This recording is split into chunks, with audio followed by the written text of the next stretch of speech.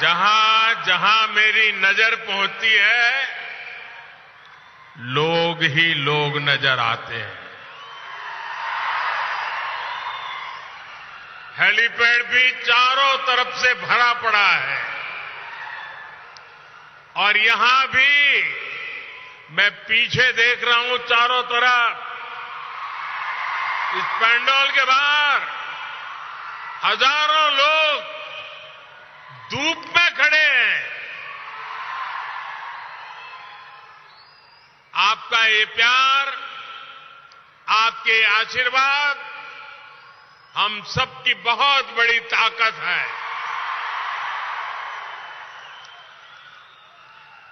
साथियों, यादगीर एक समृद्ध इतिहास को संजोए हुए है। रट्टीहल्ली का प्राचीन किला हमारे अतीत, हमारे पूर्वजों के सामर्थ्य का प्रतीक है। हमारी परंपरा, हमारी संस्कृति और हमारी विरासत से जुड़े अनेक अंश, अनेक स्थान हमारे इस क्षेत्र में मौजूद है।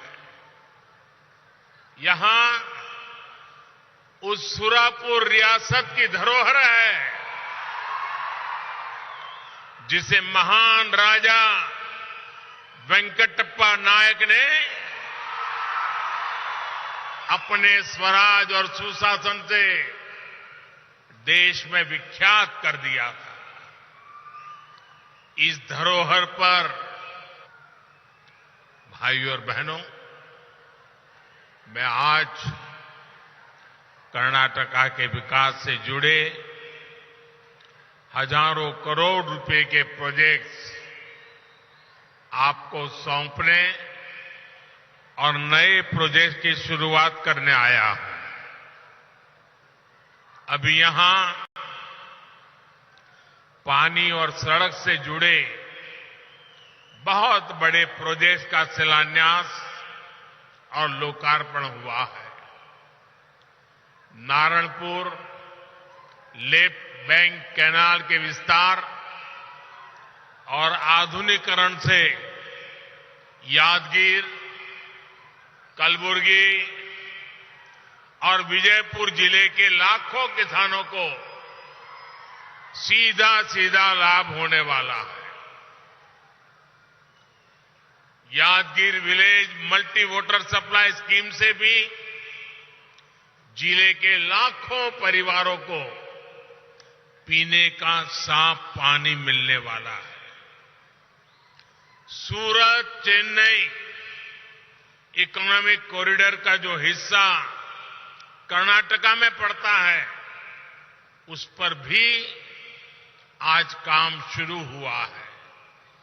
इससे यादगीर, रायचूर और कलबुर्गी सहित इस पूरे क्षेत्र में ईज ऑफ लिविंग भी बढ़ेगी और यहां उद्यमों को, रोजगारों को भी बहुत बल मिलने वाला है। विकास के इन सभी प्रोजेक्ट्स के लिए यादगीर के भी लोगों को बहुत बहुत बधाई। मैं बोम्मई जी की और उनकी पूरी टीम को भी बहुत बहुत बधाई देता हूं। जिस प्रकार उत्तर कर्नाटका के विकास के लिए तेजी से काम हो रहा है, वो सराहनीय है। भाइयों और बहनों, भारत की आजादी के 75 वर्ष पूरे हो चुके हैं। अब देश अगले 25 वर्षों के नए संकल्पों को सिद्ध करने के लिए आगे बढ़ रहा है। ये 25 साल देश के प्रत्येक व्यक्ति के लिए अमृत काल है, प्रत्येक राज्य के लिए अमृत काल है। इस अमृत काल में हमें विकसित भारत का निर्माण करना है। भारत विकसित तब हो सकता है जब देश का हर नागरिक, हर परिवार, हर राज्य इस अभियान से जुड़े। भारत विकसित तब हो सकता है जब खेत में काम करने वाला किसान हो या फिर उद्योगों में काम करने वाला श्रमिक, सभी का जीवन बेहतर हो। भारत विकसित तब हो सकता है जब खेत में फसल भी अच्छी हो और फैक्ट्रियों का भी विस्तार हो। और साथियों, ये तभी संभव है जब हम बीते दशकों के खराब अनुभवों, गलत नीति रणनीति से सीखें, उन्हें फिर से दोहराने से बचें। हमारे सामने यादगीर का उत्तर कर्नाटका का उदाहरण है। इस क्षेत्र का सामर्थ्य किसी से कम नहीं है। इस सामर्थ्य के बावजूद ये क्षेत्र विकास की यात्रा में बहुत पीछे रह गया था। पहले जो सरकारें थी उसने यादगीर सहित अनेक जिलों को पिछड़ा घोषित कर अपनी जिम्मेदारी से हाथ धो दिए थे। इस क्षेत्र के पीछे रहने का कारण क्या है? यहां का पिछड़ापन कैसे दूर होगा? इस पर पहले की सरकारों ने न सोचने के लिए समय निकाला, मेहनत करना तो दूर की बात रही। जब सड़क, बिजली और पानी जैसे इंफ्रास्ट्रक्चर पर निवेश करने का समय था, तब उस समय जो दल सरकारों में थे, उन दलों ने वोट बैंक की राजनीति को बढ़ावा दिया।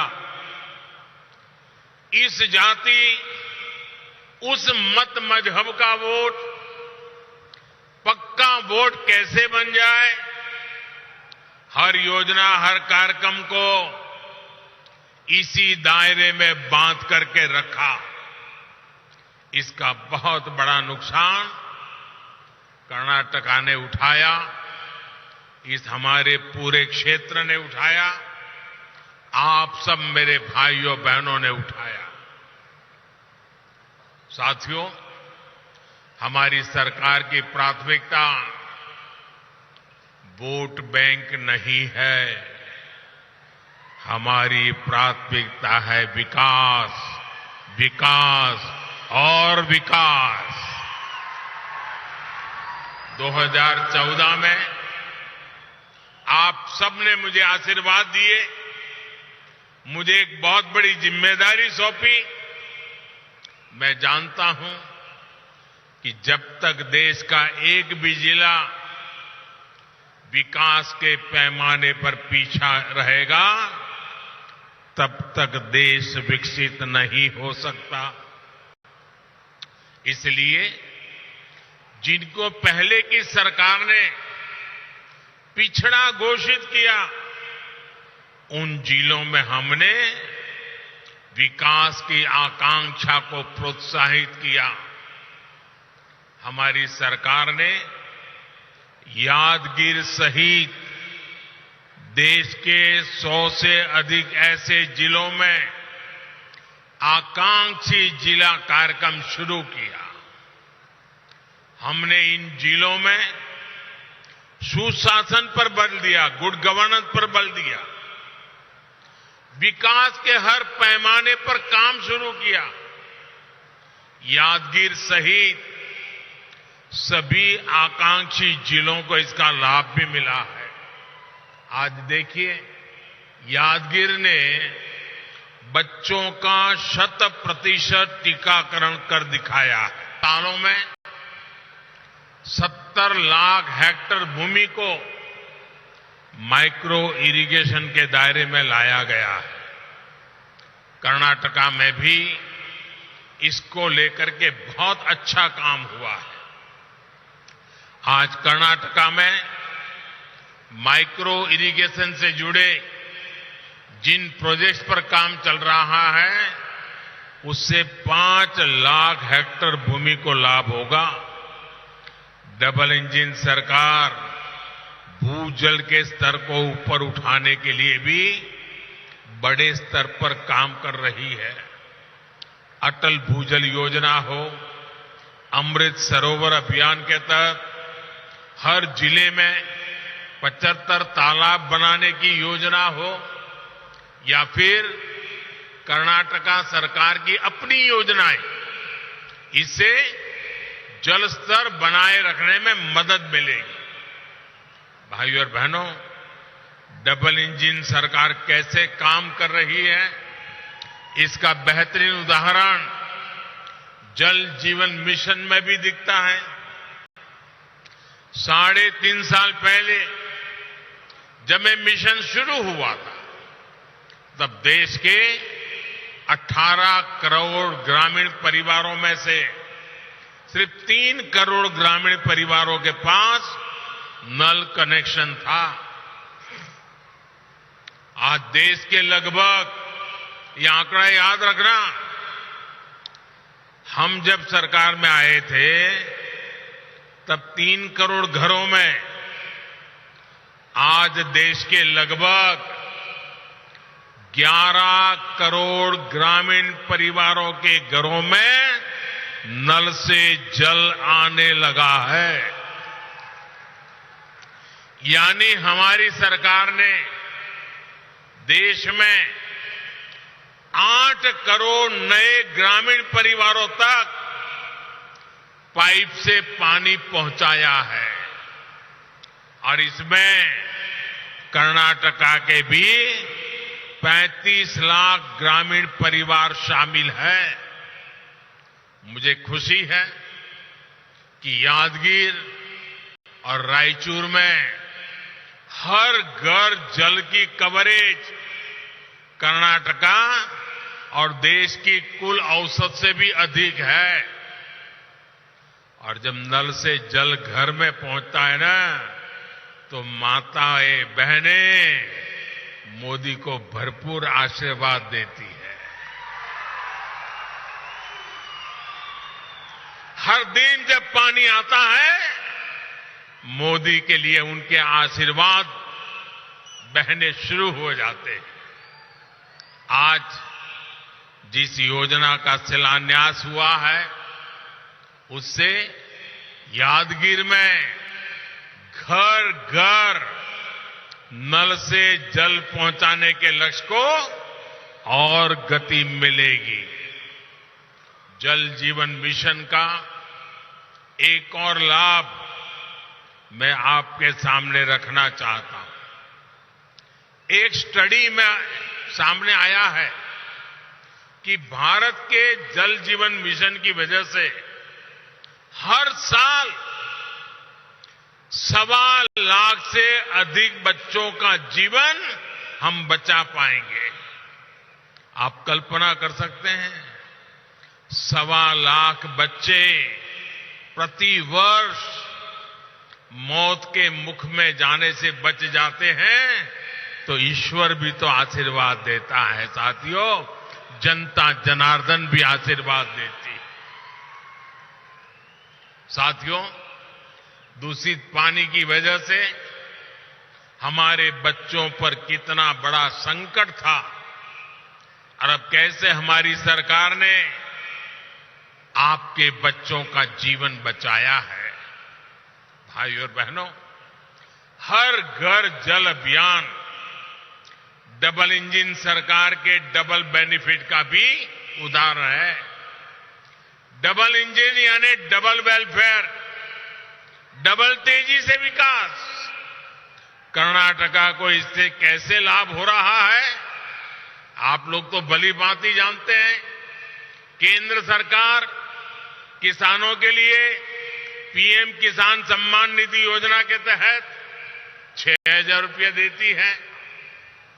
वहीं कर्नाटका सरकार इसमें 4,000 रुपया और जोड़ती है ताकि किसानों को डबल लाभ हो। यहां यादगिर के भी लगभग 1.25 लाख किसान परिवारों को भी पीएम किसान सम्मान निधि के लगभग 250 करोड़ रुपए मिल चुके हैं। साथियों, केंद्र सरकार नई राष्ट्रीय शिक्षा नीति लाई है। वहीं कर्नाटका सरकार विद्या निधि योजना से गरीब परिवारों के बच्चों की अच्छी शिक्षा में मदद कर रही है। केंद्र सरकार महामारी और दूसरे संकटों के बावजूद तेज विकास के लिए कदम उठाती है। वहीं राज्य सरकार इसका लाभ उठाते हुए कर्नाटका को देश में निवेशकों की पहली पसंद बनाने के लिए आगे बढ़ रही है। केंद्र सरकार बुनकरों को मुद्रा योजना के तहत मदद देती है। वहीं कर्नाटका सरकार महामारी के दौरान उनका ऋण माफ करती है और उन्हें आर्थिक सहायता भी देती है। तो हुआ ना डबल इंजन का, यानी डबल बेनिफिट। साथियों, आजादी के इतने वर्षों बाद भी अगर कोई व्यक्ति वंचित है, कोई वर्ग वंचित है, कोई क्षेत्र वंचित है, तो उस वंचित को हमारी सरकार सबसे ज्यादा वरीयता दे रही है। और वंचितों को वरीयता, ये है हम लोगों का कार्य करने का राह है, संकल्प है, मंत्र है। हमारे देश में दशकों तक करोड़ों छोटे किसान भी हर सुख सुविधा से वंचित रहे। सरकारी नीतियों में उनका ध्यान तक नहीं रखा गया। आज यही छोटा किसान देश की कृषि नीति की सबसे बड़ी प्राथमिकता है।